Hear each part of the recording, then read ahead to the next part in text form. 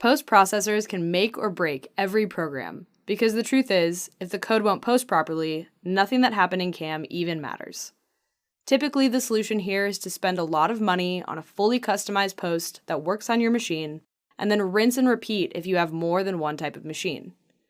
We decided to approach things a little differently. Fusion 360 comes with over 100 free and editable post processors for the most common machines and controllers in the industry.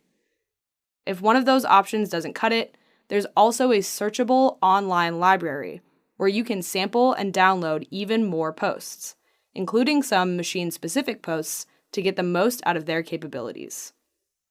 If you do find that you need post edits, the Post Processor Forum will connect you with Autodesk Post staff and other users to help you find solutions quickly.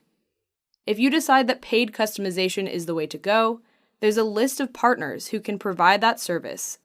Once you get the right post, store it in the Cloud Assets library, so it is always available every time you log into Fusion. No more forgetting that it was on that other shop computer. Fusion 360's modern architecture means code posts fast. Even long and complicated programs are posted in a matter of seconds, so you can spend time where it counts. All this and more in Fusion 360.